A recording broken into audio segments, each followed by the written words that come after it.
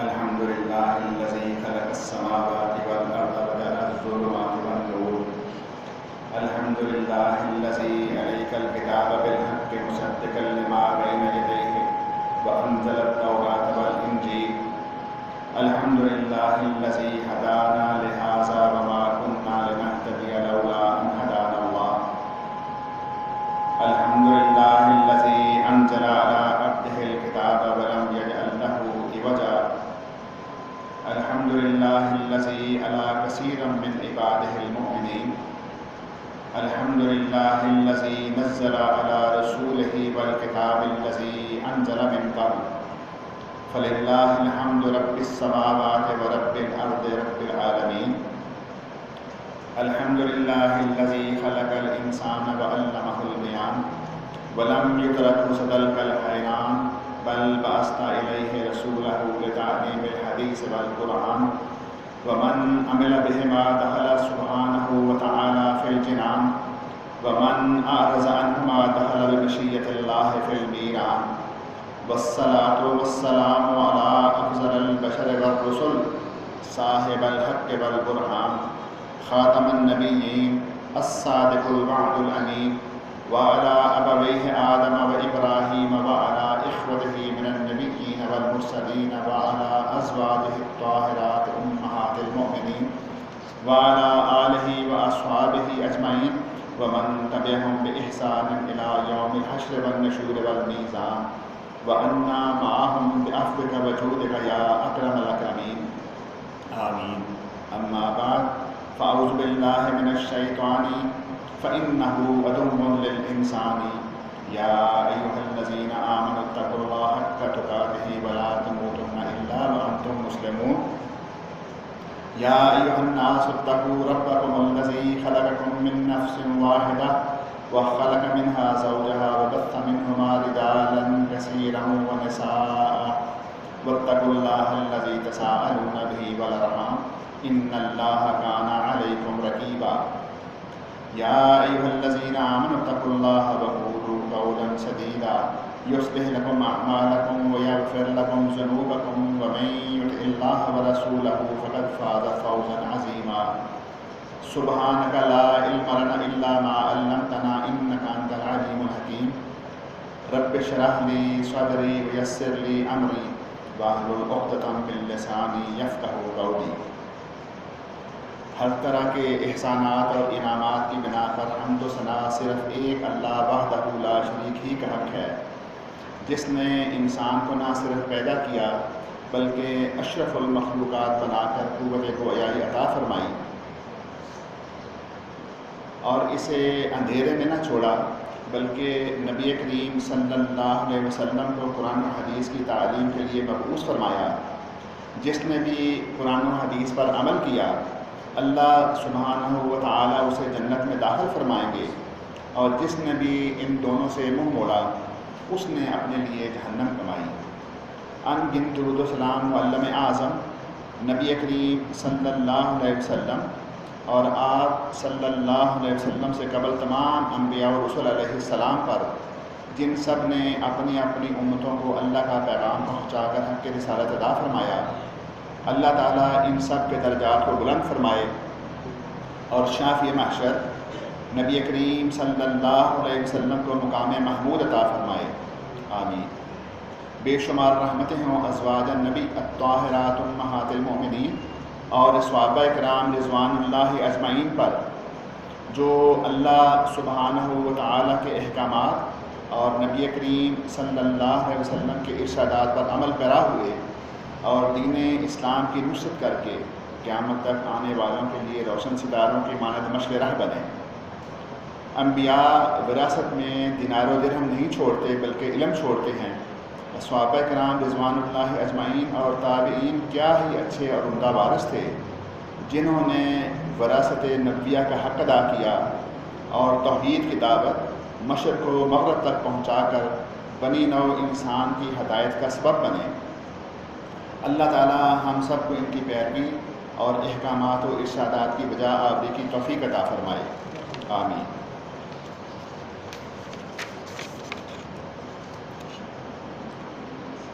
اللہ تعالیٰ کسی چیز پر بھی اتنا غضبناک نہیں ہوتا جتنا کہ شرک پر۔ توحید کی ضد شرک ہے۔ توحید سے مراد صرف ایک اللہ وحدہ لا شریک ہی کو ماننا، اور اس کی ضد ہے شرک، جس میں اللہ کے ساتھ کسی اور کو شامل کرنا یا اور کو ملا لینا۔ اس دنیا میں 3 طرح کے لوگ ہیں۔ ایک تو وہ جو بے دین، بت پرست اور دہریے ہیں۔ دوسرے وہ جو سابق اہل کتاب ہیں، جس میں یہود و نصارہ ہیں، اور تیسرے وہ مسلمان جو ہم آخری امت ہیں۔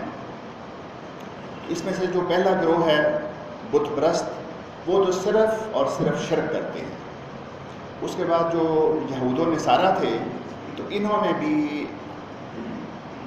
شرک کو اپنایا، ان سے بھی شرک شروع ہوا۔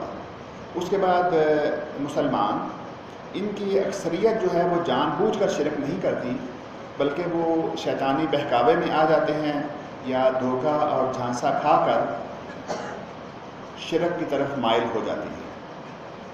اللہ تعالیٰ کا ارشاد ہے وَمَا يُؤْمِنُ أَكْثَرُهُمْ بِاللَّهِ إِلَّا وَهُمْ مُشْرِكُونَ، اور ان میں سے اکثر ایسے ہیں جو اللہ پر ایمان لاتے ہیں مگر ساتھ ہی ساتھ شرک بھی کرتے رہتے ہیں۔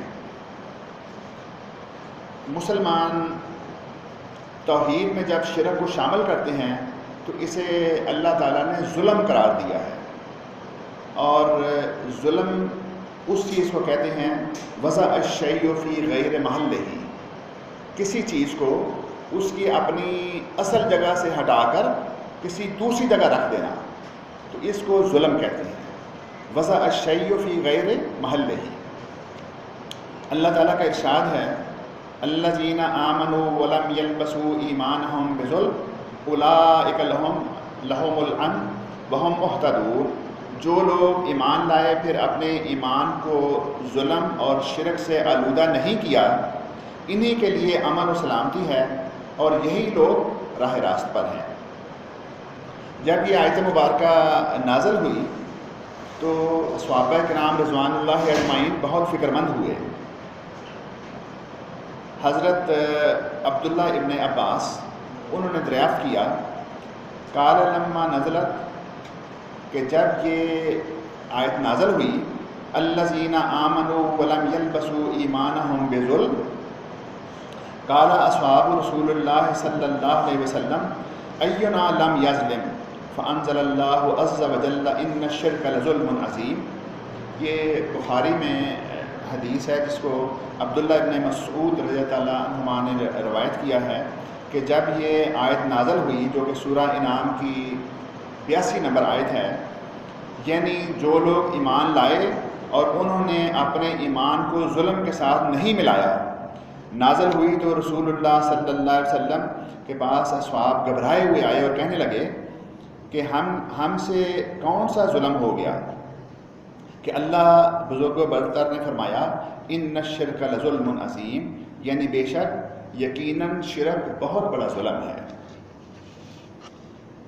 حضرت لقمان نے موت کے وقت اپنے اولاد کو جمع کیا اور انہیں بھی نصیحت فرمائی کہ شرک نہ کرنا، کیونکہ یہ بہت بڑا ظلم ہے۔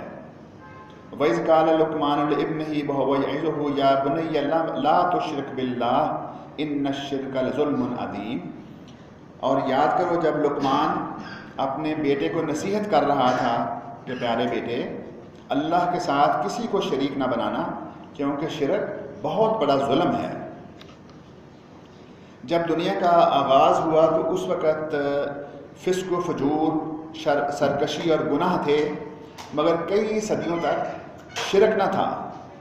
اس کا آغاز حضرت نوح علیہ السلام کے زمانے سے ہوا، تو انہوں نے بھی اس گناہ عظیم کو ختم کرنے کے لیے 950 سال وعظ و نصیحت کی، اور اس زمانے میں 5 ایسے، حضرت نوح کے زمانے میں 5 اس طرح کے لوگوں کو نصیحت کرنے والے، لوگوں کو اچھی بات بتانے والے لوگ تھے کہ جن کے بارے میں اللہ تعالیٰ نے سورہ نوح میں ارشاد فرمایا اور کہا کہ اپنے خداؤں کو کبھی نہ چھوڑنا، نہ ودہ کو چھوڑنا، نہ سوا کو، نہ یعوس کو، نہ یعوق کو، اور نہ نصر کو۔ اس طرح یہ وہ 5 ایسے لوگ تھے کہ جو بہت زیادہ عبادت گزار تھے، اور انہوں نے لوگوں کو واضح و نصیحت کرتے. پھر سیدنا ابن عباس رضی اللہ تعالیٰ سے روایت ہے کہ یہ نوح کی قوم میں سے چند نیک لوگوں کے نام تھے. جب وہ مر گئے تو شیطان نے انہیں یہ پٹی پڑھائی کہ جہاں یہ لوگ بیٹھا کرتے تھے وہاں تم ان کے مجسمے بنا کر نصب کر لو. ذرا دوبارہ سننا اس کو. جہاں یہ لوگ بیٹھا کرتے تھے ان کے مرنے کے بعد، جہاں یہ لوگ بیٹھا کرتے تھے اس جگہ پر ان کی شکل کے مجسمے بنا کر رکھ لو اور ان کو وہی نام دے دو جو ان 5 لوگوں کے نام تھے. تو اس وقت لوگوں نے اس طرح یہاں سے بت پرستی اور شرک کا آغاز ہوا. یہ وہ پہلی چیز ہے. پھر لوگوں نے اس وقت ان کی پرستش شروع نہ کی ابھی، لیکن ان کو جب بنا کے رکھ لیا، لیکن پھر جو ان کی آئندہ سے آنے والی نسلیں تھیں انہوں نے پھر اس کے اوپر شرک شروع کر دیا.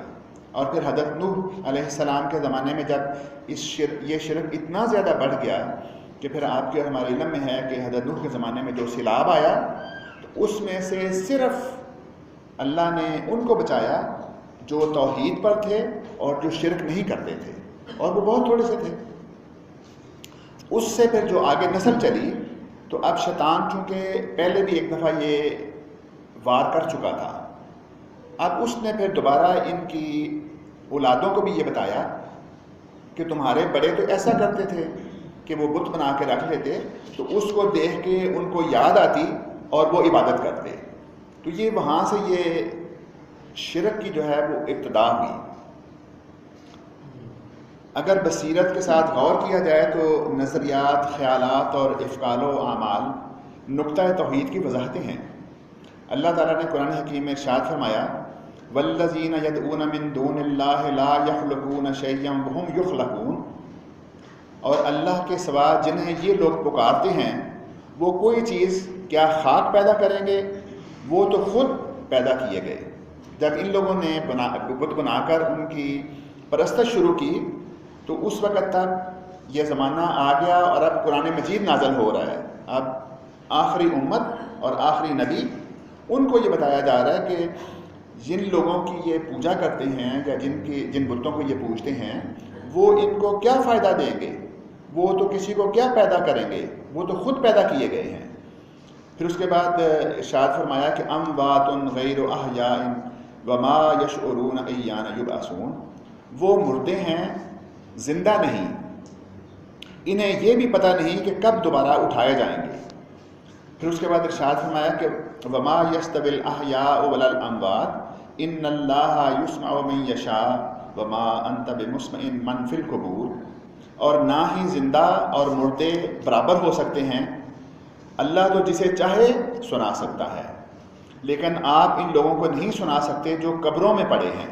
اب یہ قرآن حکیم کی آیات ہیں، اور جب میں ان آیات کو پڑھ رہا ہوں ساتھ عربی متن اور اردو ترجمہ ہو رہا ہے تو اس کو آپ اپنے خیال میں اپنے معاشرے پر قیاس کریں کہ یہ کیا ہو رہا ہے. اور یہ چونکہ پہلی امتوں میں ہو چکا، ان کے اوپر عذاب آئے، قوموں کی قومیں ختم کر دی گئی اس جرم کے سبب کہ وہ شرک کرتے تھے.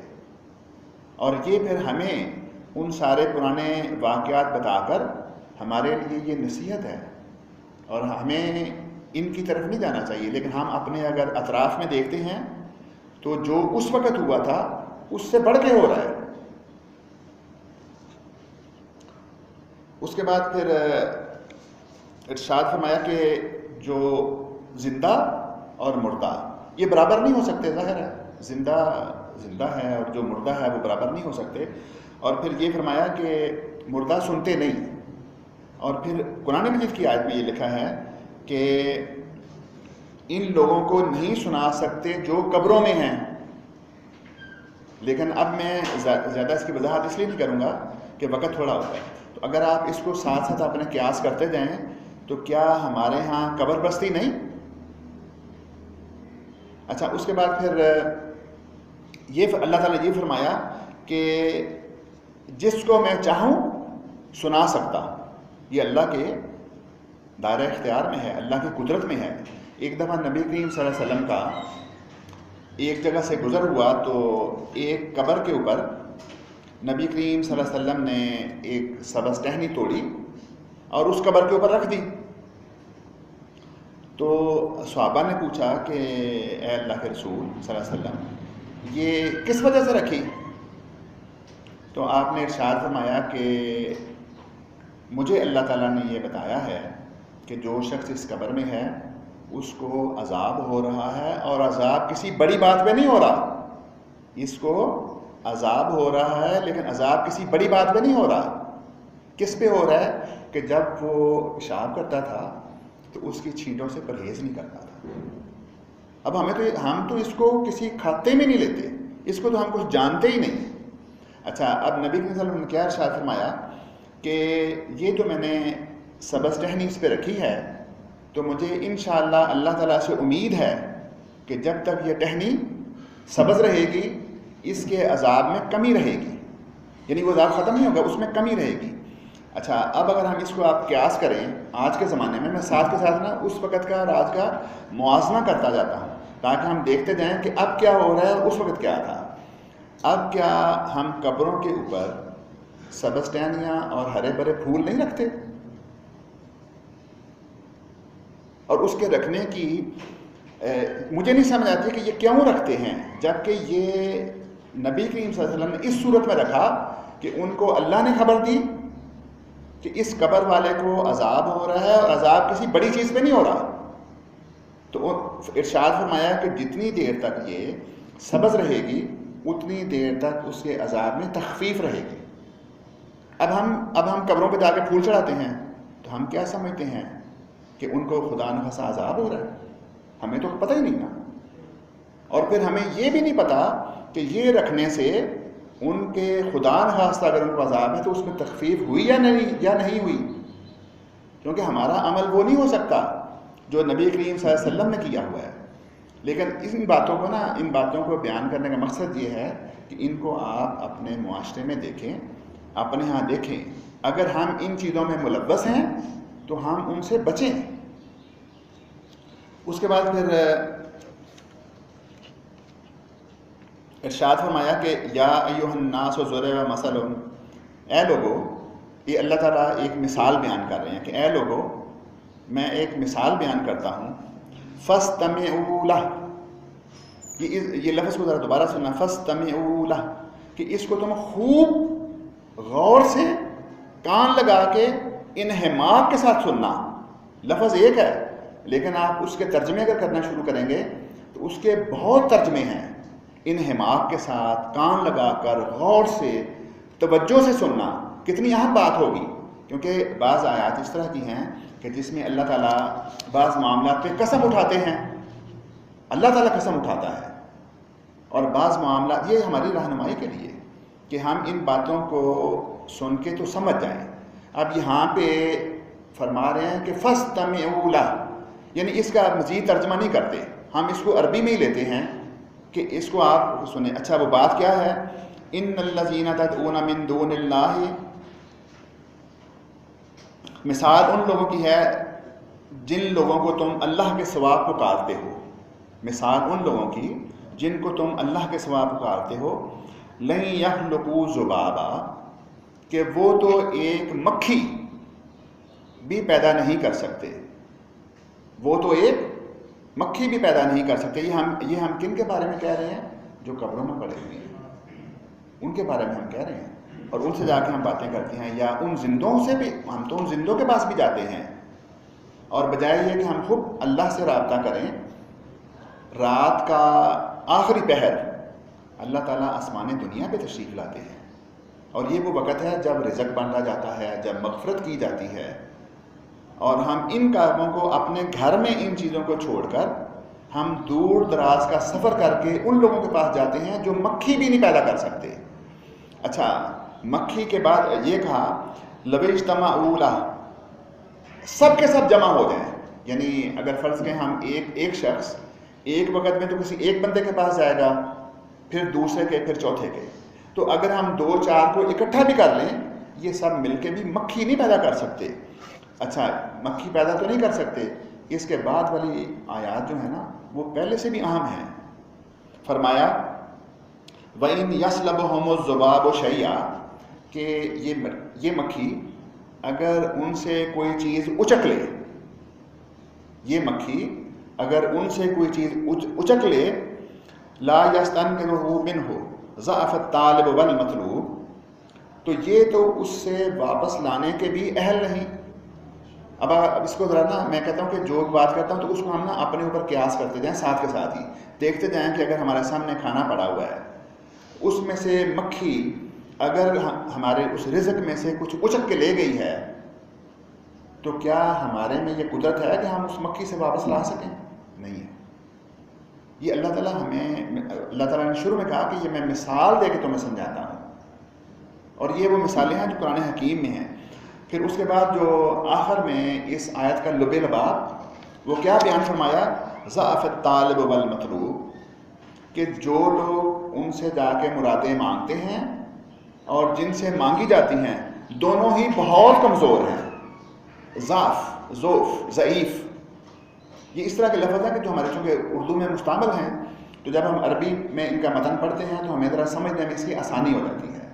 تو اس میں یہ فرمایا کہ وہ جن سے یہ لوگ جا کے مانگتے ہیں، مدد طلب کرتے ہیں، وہ بھی بڑے ناتواں ہیں اور دینے والے بھی. اور یہ سب چیزیں پھر کون پیدا کرنے والا ہے؟ وَرَبُّكَ يَخْلُقُ مَا يَشَاءُ وَيَخْتَارُ مَا كَانَ لَهُمُ الْخِيَرَةُ سُبْحَانَ اللَّهِ وَتَعَالَىٰ عَمَّا يُشْرِكُونَ اور آپ کا پروردگار جو چاہے پیدا کرتا ہے اور جسے چاہے اپنے کام کے لیے منتخب کر لیتا ہے. انہیں تو اس کا کچھ اختیار نہیں. اللہ تعالیٰ پاک ہے اور جو کچھ یہ شریک بناتے ہیں وہ اس سے بالا تر ہے. پھر اسی طرح قرآن حکیم میں ایک جگہ پہ اللہ تعالیٰ نے مچھر کی مثال بیان کی ہے، یہ مکھی کی بیان کی. پھر اسی طرح ایک آپ نے یہ مکڑی دیکھی ہوگی جو اپنا جالا بنا لیتی ہے. مکڑی اپنا جالا بنا لیتی ہے، اس کو عربی میں کہتے ہیں عنکبوت. تو اس کے اوپر ایک پوری صورت ہے، سورۃ عنکبوت. یعنی یہ اللہ تعالیٰ نے ہمارے لیے یہ نشانیاں بنائی ہیں کہ ایک نہایت کمزور ترین کیڑا وہ دیکھیں اپنا جال کیسے بنتا ہے، کیسے اپنا جال بنا لیتا ہے. تو اللہ تعالیٰ نے اس کی بھی مثال دی. پہلے بھی کہا کہ یا ایھا الناس ضرب مثل کہ میں تمہارے لیے ایک مثال بیان کرتا ہوں. اس آیت مبارکہ میں بھی فرمایا مثل الذین اتخذوا من دون اللہ اولیاء جن لوگوں نے اللہ کو چھوڑ کر اوروں کو سرپرست بنا رکھا ہے، کمثل العنکبوت ان کی مثال مکڑی جیسی ہے. جن لوگوں نے، میں آہستہ آہستہ بول رہا ہوں، جن لوگوں نے اوروں کو اپنا معبود بنا رکھا ہے ان کی مثال مکڑی جیسی ہے. کیا مکڑی جیسی ہے؟ وَإِنَّ أَحْسَنَ الْبُيُوتِ لَبَيْتُ الْعَنكَبُوتِ لَوْ كَانُوا يَعْلَمُونَ جس نے اپنا گھر بنایا ہو، اور سب گھروں سے کمزور گھر مکڑی کا گھر ہوتا ہے، کاش یہ لوگ جانیں. یعنی مکڑی اتنی محنت کر کے جب اپنا جال بنا لیتی ہے تو وہ کمزور ترین چیز ہے. تو یہ مثال دینے کا مقصد یہ ہے کہ ہم جن لوگوں کے پاس جاتے ہیں یا جن سے جا کے ہم مدد طلب کرتے ہیں وہ اتنے کمزور ہیں کہ مکڑی کے جالے سے بھی زیادہ کمزور ہیں. پھر اس کے بعد ارشاد فرمایا کہ اگر تم انہیں پکارو تو وہ تمہاری پکار سن نہیں سکتے، اور اگر سن بھی لیں تو تمہیں جواب نہیں دے سکتے، اور قیامت کے دن تو وہ تمہارے شرک کا انکار کر دیں گے، اور اللہ خبیر اور ہر طرح کی خبر رکھنے والا ہے. اس آیت مبارکہ میں ایک لفظ استعمال ہوا ہے استجابو. جواب ہوتا ہے نا، جواب، استجابو. تو اس کا جواب دینے کے مفہوم اس طرح ہے کہ اگر ہم کسی سے ایک سوال کریں تو اس کے دو حصے ہوتے ہیں.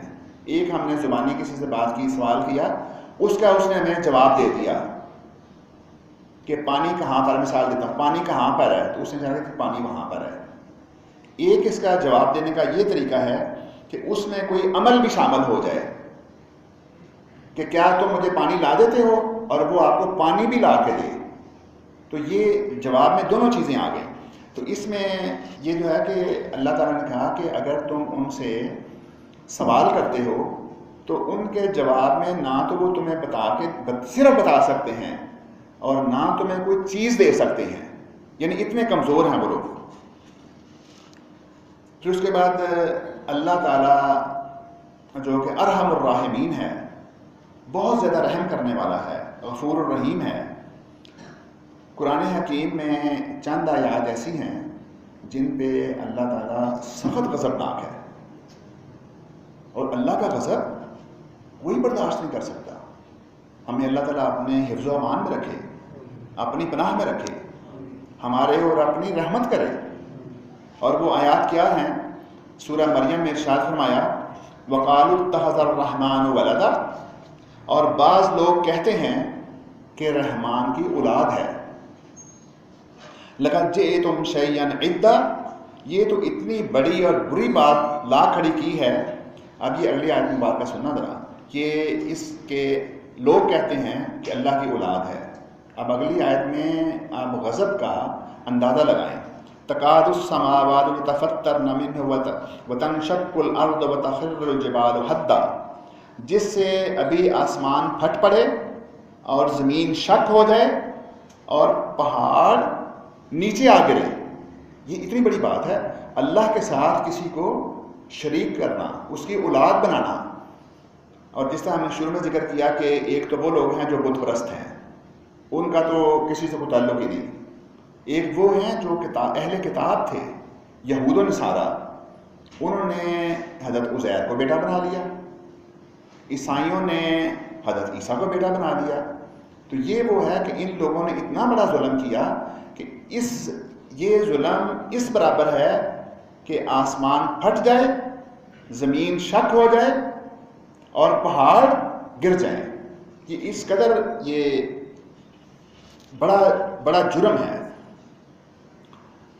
اس کے بعد پھر جو شرک ہے، اس کو سمجھنے کے لیے اگر ہم سمجھیں تو اس کی دو قسمیں ہو سکتی ہیں شرک کی. پہلا تو یہ ہے کہ نعوذ باللہ اللہ تعالیٰ کے مقام کو کم کر دیتا. یہ شرک ہے کہ اللہ تعالیٰ کا جو مقام ہے وہ سب سے عرفہ و اعلیٰ ہے، اس سے اوپر کوئی چیز نہیں، تو اس کے مقام کو کم کر دینا یہ بھی شرک ہے. اور اس کے بعد جو دوسرا ہے کہ مخلوق میں سے کسی کو اٹھا کر محبت یا عقیدت میں یا غلو کر کے یا تو اللہ کے برابر کھڑا کر دینا یا اللہ سے بھی بڑا بنا دینا. یہ دو طرح کا شرک ہے. اور اس میں اگر سمجھنے کے لیے ہم سمجھیں تو وہ چونکہ ہم ساری بات اپنی زبان میں کرتے ہیں، تو اس میں بعض شعراء انہوں نے بھی ہمیں سمجھانے کے لیے، لوگوں کی اصلاح کرنے کے لیے کچھ چیزیں لکھی ہیں. ان میں سے ایک تھے مولانا حالی. عموماً ہمارا یہ یہاں پہ مزاج نہیں ہے کہ ہم شعر و شاعری پڑھیں یا قصے کہانیاں سنائیں جن کا کہ قرآن و حدیث میں ذکر نہ ہو. لیکن یہ جو چیز ہے، یہ جو ہم بات کر رہے ہیں کہ اللہ کے ساتھ کسی کو شریک بنانا مخلوق میں سے یا اللہ کے درجے کو کم کر دینا، تو اس کی اگر ہم نے وضاحت کرنی ہو تو وہ بڑے مشہور زمانہ شعر ہیں مولانا حالی کے. انہوں نے کہا کہ کرے گر غیر بت کی پوجا تو کافر. یہ ذرا آرام سے اس کو سمجھتے ہیں، ساتھ کے ساتھ سمجھتے جائیں کہ ہم تو مسلمان ہیں، اگر کوئی اور بتوں کی پوجا کرتا ہے تو وہ کافر، ہم اس کو کہتے ہیں کافر ہو گیا. اس سارے جملے کو سن کے پھر اس کا جواب آنا ہے، پھر آپ نے اس پہ بھی توجہ کرنی ہے. کرے گر غیر بت کی پوجا تو کافر، جو ٹھہرائے بیٹا خدا کا تو کافر، کواکب میں مانے کرشمہ تو کافر، جھکے آگ پر بہر سجدہ تو کافر. اب یہ تو ان کا ہو گیا جن کو ہم نے کافر قرار دے دیا. اب ہم کیا کرتے ہیں؟ اب اپنے بارے میں بھی سن لیں. مگر مومنوں پر کشادہ ہیں راہیں، پرستش کریں شوق سے جس کی چاہیں. مگر مومنوں پر کشادہ ہیں راہیں، پرستش کریں شوق سے جس کی چاہیں. اماموں کا رتبہ نبی سے بڑھائیں، اماموں کا رتبہ نبی سے بڑھائیں. نبی کو جو چاہیں خدا کر دکھائیں، کہ میں نے شروع میں کہا نا کہ یا تو نعوذ باللہ اللہ تعالیٰ کا درجہ کم کرنا یا مخلوق میں سے کسی کو اللہ کے برابر یا اللہ سے اوپر کر دینا، یہ شرک ہے۔ تو اس میں کیا کہا کہ اماموں کا رتبہ نبی سے بڑھائیں، نبی کو جو چاہیں خدا کا دکھائیں، مزاروں پہ دن رات نظریں چڑھائیں، شہیدوں سے جا جا کے مانگیں دعائیں۔ اس میں اب کوئی مزید ترجمے کی ضرورت تو نہیں ہے، یہ مطلب وہی ہے جو ہماری زبان میں ہے، اور ہم اس میں سے گزر بھی رہے ہیں، ہم یہ سب کام کر بھی رہے ہیں۔ تو اس لیے نا ہمیں یہ سمجھ آنا آسان ہے، مزاروں پہ دن رات نظریں چڑھائیں، شہیدوں سے جا جا کے مانگیں دعائیں۔ نہ توحید میں کچھ خلل اس سے آئے، نہ اسلام بگڑے، نہ ایمان جائے۔ یعنی اگر ہم یہ سب کچھ کریں تو ہمارا اسلام بھی قائم ہے اور ہمارا ایمان بھی قائم ہے۔ لیکن اگر عیسائی وہ حضرت عیسیٰ کو اللہ کا بیٹا بنائیں تو ہم ان کے کفر کا فتویٰ لگاتے ہیں، لیکن ہم اپنے آپ کو بھی دیکھیں کہ ہم کہاں کے ہیں۔ تو یہ وہ ایسی چیزیں ہیں کہ جس سے ہمیں اصلاح کی طرف رہنمائی ملتی ہے۔ پھر اس کے بعد اللہ تعالیٰ جو ہے وہ قادر مطلق ہے، وہ جس کو چاہے بخش دے، لیکن شرک جو ہے، شرک کی جب تک معافی اللہ سے نہ مانگی جائے اور اس شرک کو چھوڑا نہ جائے، اس کو اللہ تعالیٰ معاف نہیں کرتا۔ اللہ تعالیٰ کا ارشاد ہے، ان اللہ لا یغفر ان یشرک بہ ویغفر ما دون ذلک لمن یشاء ومن یشرک باللہ فقد افتری اثما مبینا۔ یہ بڑی اہم آیت ہے، یہ ہمارے مغفرت کے لیے، دعا کرنے کے لیے، اپنی بخشش کرانے کے لیے۔ یہ اس میں نا اللہ تعالیٰ ہمیں ایک طریقہ بتا رہے ہیں۔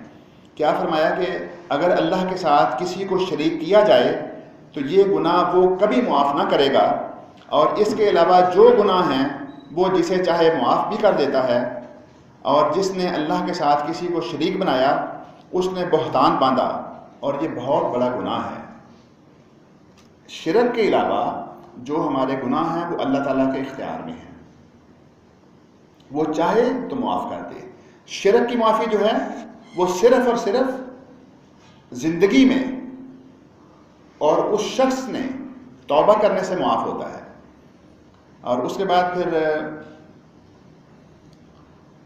اس میں اللہ تعالیٰ نے ایک اور بھی ہمارے اوپر کرم نوازی فرمائی کہ قرآن حکیم میں ایک بڑی لمبی آیات ہیں، اس میں ان آیات کو کہتے ہیں عباد الرحمن، اللہ کے بندے۔ یہ اللہ تعالیٰ نے اللہ کے بندوں کی نشانیاں قرآن حکیم میں بیان فرمائی ہیں، اور وہ کافی لمبی اس کی تفسیر ہے، اس میں سے صرف ہم تھوڑا سا دیکھتے ہیں جو آج کے موضوع کے متعلق ہے۔ وَعِبَادُ الرَّحْمَٰنِ الَّذِينَ يَمْشُونَ عَلَى الْأَرْضِ هَوْنًا وَإِذَا خَاطَبَهُمُ الْجَاهِلُونَ قَالُوا سَلَامًا۔ اور رحمان کے حقیقی بندے وہ ہیں جو زمین پر انکساری سے چلتے ہیں، اور اگر جاہل ان کو مخاطب کریں تو بس ان کو سلام کہہ کر کنارہ کشی کر لیتے ہیں۔ وَالَّذِينَ لَا يَدْعُونَ مَعَ اللَّهِ إِلَٰهًا آخَرَ وَلَا يَقْتُلُونَ النَّفْسَ الَّتِي حَرَّمَ اللَّهُ إِلَّا بِالْحَقِّ وَلَا يَزْنُونَ وَمَن يَفْعَلْ ذَلِكَ يَلْقَ أَثَامًا۔ اور اللہ کے ساتھ کسی کو الہ نہیں پکارتے۔ یہ بات اللہ کے بندوں کی نشانیاں کیا ہیں کہ وہ اللہ کے ساتھ کسی کو الہ نہیں پکارتے، اور نہ ہی کسی جان کا ناحق قتل کرتے ہیں، نہ زنا کرتے ہیں، اور جو شخص ایسے کام کرے گا اس کی سزا پا کر رہے گا۔ اس کی سزا پھر بیان کی، جو یہ کام کریں گے اس کی سزا کیا ہے؟ یضاعف لہ العذاب، یضاعف لہ العذاب یوم القیامہ ویخلد فیہ مہانا۔ قیامت کے دن ان کا عذاب دگنا کر دیا جائے گا اور ذلیل ہو کر انہیں ہمیشہ اسی میں پڑے رہنا ہے۔ اچھا، یہاں تک تو پہلے اللہ تعالیٰ نے عباد الرحمن کی صفتیں بیان کی کہ وہ کون ہیں، سارا اس کے پورا لمبی آیات ہیں۔ اس کے بعد ان لوگوں کا ذکر ہوا کہ جو اللہ کے ساتھ شرک کر بیٹھتے ہیں مسلمان۔ یہ وہ تیسری قسم ہے جس کا ہم نے ذکر کیا کہ مسلمانوں میں بھی شیطان ان کو بہکا سکتا ہے، کسی طرح بھی وہ دھوکے میں آ کے کسی کے پیچھے لگ کے وہ شرک کر بیٹھتے ہیں، لیکن اس کے لیے بھی اللہ تعالیٰ نے رہنمائی فرمائی ہے۔ فرمایا کہ الا من تاب وآمن وعمل عملا صالحا فاولئک یبدل اللہ سیئاتہم حسنات۔ اس میں آیت کے درمیان میں بڑی اہم ترین الفاظ استعمال ہوئے ہیں. شروع میں کیا ہے کہ اور ہاں جو شخص توبہ کرے اور ایمان لے آئے. جو شخص توبہ کرے اور ایمان لے آئے، اس میں دو چیزوں کا ذکر ہو گیا. توبہ وہ کرے جو مسلمان ہے، وہ تو توبہ کرے، اور جو ایمان لے آئے کا مطلب ہے کہ جو پہلے کافر ہیں، مسلمان نہیں ہیں، وہ جب ایمان لے آئیں تو یہ دو طرح کے لوگوں کو اللہ تعالیٰ کیا انعام، کس انعام سے نوازے گا؟ وَآمَنَ وَعَمِلَ عَمَلًا صَالِحًا، وہ ایمان لے آئے، اس کے بعد نیک اعمال کرے. اس کے بعد اللہ تعالیٰ نے ان کا بیان فرمایا کہ ان کے لیے اللہ تعالیٰ نے کیا تیار کر رکھا ہے. فَأُولَٰئِكَ يُبَدِّلُ اللَّهُ سَيِّئَاتِهِمْ حَسَنَاتٍ. اس کو جتنی دفعہ بھی پڑھیں کم ہے، یہ بہت اہم چیز ہے. اس کے ترجمے میں اللہ تعالیٰ نے ارشاد فرمایا کہ ایسے لوگوں کی برائیوں کو اللہ تعالیٰ نیکیوں میں بدل دیتا ہے. ایسے لوگوں کی برائیوں کو اللہ تعالیٰ نیکی میں بدل دیتا ہے. اس میں دو لوگوں کا ذکر آیا، ایک وہ مسلمان جنہوں نے توبہ کر لی اور اس کے بعد پھر دوبارہ اس گناہ کے قریب نہ بھٹکے، نہ اس شرک کی طرف گئے، اور ایک وہ لوگ ہیں جنہوں نے جو ایمان لے آئے. وَقَانَ اللَّهُ غَفُورًا رَحِيمًا، اور اللہ تعالیٰ جو ہے وہ غفور الرحیم ہے.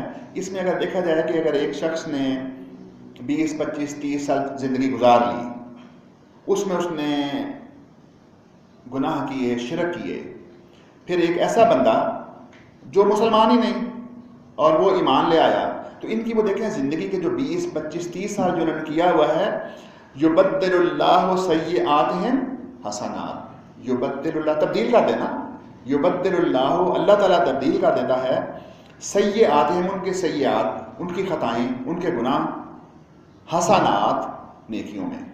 تو یہ کتنا بڑا انعام اور کتنا بڑا موقع ہے ہمارے پاس کہ جس کو بھی اس چیز کا پتہ چل جائے، اس کو چاہیے کہ وہ فوری طور پر اللہ کی طرف رجوع کرے، توبہ استغفار کرے، اور اللہ تعالیٰ سے یہ دعا کرے کہ یا اللہ مجھ سے جو خطائیں ہو گئیں تو ان کو معاف بھی فرما اور ان کا مجھے بہتر اجر عطا فرما.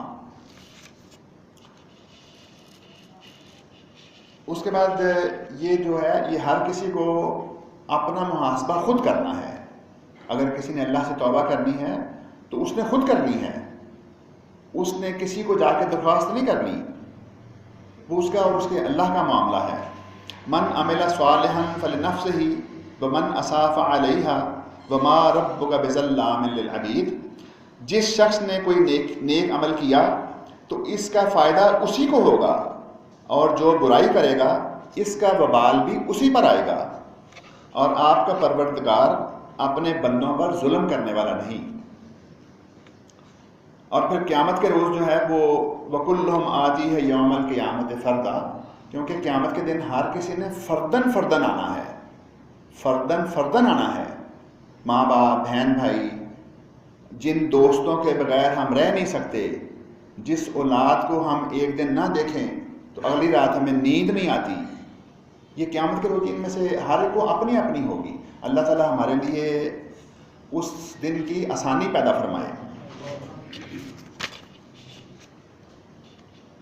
اور پھر اس کے بعد اللہ تعالیٰ نے ارشاد فرمایا کہ اے نبی اور ایمان والوں کے لیے یہ مناسب نہیں. اب یہ دیکھیں، یہ پھر قرآن حکیم کی آیت ہے کہ نبی اور ایمان والوں کے لیے یہ مناسب نہیں کہ وہ مشرکوں کے لیے بخشش طلب کریں، کیونکہ جو مشرک مر گیا وہ جانے اور اس کا اللہ جانے. اچھا، اس میں یہ ہے کہ اگر ہمارے جو فوت شدگان ہیں، انشاءاللہ ہمیں اللہ تعالیٰ سے امید ہے کہ وہ اچھے حالات میں اس دنیا سے گئے. ہم جب ان کے لیے دعا کرتے ہیں تو ان کے درجات کی بلندی ہوتی ہے، ان کے درجات بلند ہوتے ہیں، اور وہ اللہ تعالیٰ سے سوال کرتے ہیں کہ یا اللہ اب تو میرا دنیا میں کوئی عمل نہیں، تو یہ میرے درجات کی بلندی کیسی؟ تو اللہ تعالیٰ فرماتے ہیں کہ تیری جو نیک اولاد ہے وہ تیرے لیے دعا کرتی ہے، یا کوئی ایسا صدقہ جاریہ جو وہ شخص وہاں چھوڑ جائے، اس کا ثواب اس کو ملتا رہتا ہے، اس سے اس کے درجات کی بلندی ہوتی ہے. تو اس لیے جو ہے یہ ہر کسی نے جو توبہ استغفار کرنی ہے وہ خود کرنی ہے. اور یہاں تک بھی کہ حضرت ابراہیم علیہ السلام نے، جو ابو الانبیاء ہیں، جب انہوں نے اپنے باپ کے لیے بھی توبہ کی تو اللہ تعالیٰ نے منع فرما دیا. فلما تبین له انه عدو للہ تبرأ منہ، کہ جب حضرت ابراہیم علیہ السلام کو یہ یقین ہو گیا کہ اب میرا جو باپ ہے وہ راہ راست پر نہیں آتا اور یہ اللہ کا دشمن ہے، تو حضرت ابراہیم علیہ السلام نے بھی اس کے لیے پھر مغفرت، کیونکہ وہ مشرک ہے اور مشرک کے لیے دعا کرنے سے اللہ تعالیٰ نے منع فرمایا ہے. کیونکہ جو خدا نخواستہ اس میں پڑ جائے شرک میں، وہ جب تک خود توبہ نہ کرے اس کی توبہ قبول نہیں ہوتی، اس کی طرف سے کوئی اور نہیں کر سکتا. یہ پوری بات کرنے کا جو خلاصہ ہے، اگر ہم اس کو دیکھیں تو ہمارے ارد گرد یہی کچھ ہو رہا ہے. اچھا، اب ہماری ذمہ داری کیا بنتی ہے کہ ہم ایسے لوگوں کو حکمت کے ساتھ اچھی بات کر کے ان کو اس کام کی تنبیہ کی جائے اور اس کام سے ہٹایا جائے تاکہ وہ راہ راست پر آئیں.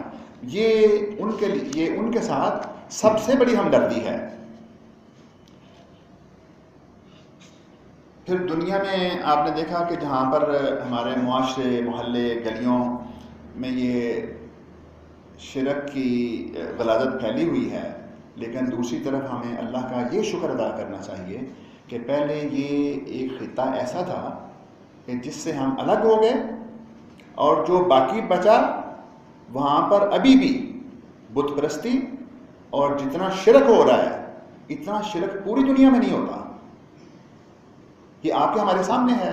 یہ تو اللہ نے ہمارے اوپر فضل کیا کہ ہمیں ایک الگ شناخت دے دی، الگ خطہ دے دیا، اور الحمدللہ ہم اس سے کافی حد تک بچ گئے ہیں.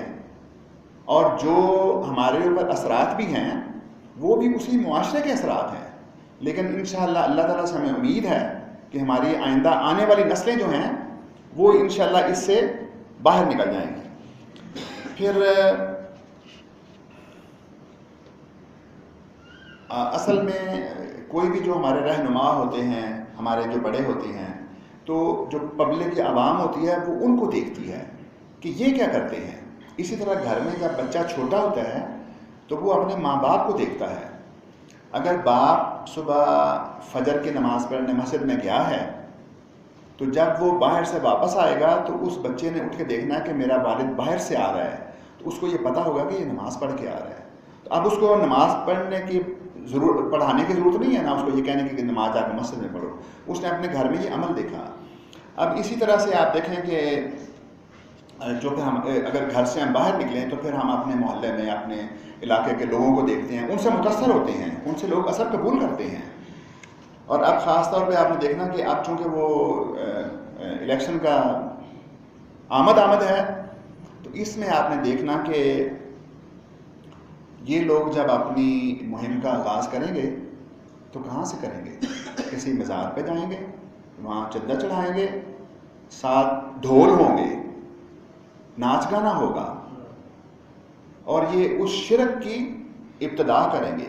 اس کے بعد اللہ تعالیٰ ان کو ایسا در بدر کرے گا کہ ہر گھر جا کر ووٹ مانگیں گے، کیونکہ انہوں نے اللہ کے حضور سر نہیں جھکایا. انہوں نے جہاں جس در پہ گئے ہیں اس لیے وہ در بدر ہو جائیں گے. ہر ایک کو جا کر وہ ووٹ مانگیں گے، اور ووٹ کا نتیجہ آپ نے دیکھ لیا، یا تو جہاز کا کریش ہے، یا پھانسی ہے، یا جیل ہے، یا ملک بدری ہے. ان میں سے کون سا ہے جو اب تک ہمارے سامنے کامیاب لوگ آئے ہیں؟ لیکن یہ کس چیز کا نتیجہ ہے کہ جو یہ شرک سے اپنے کاموں کی ابتدا کرتے ہیں. اللہ تعالیٰ ہمیں شرک اور گناہوں سے دور اور محفوظ رکھے، اور آنے والے بابرکت مہینے رمضان المبارک سے بھرپور استفادہ کرنا نصیب فرمائے. وآخر دعوانا ان الحمد للہ رب العالمین.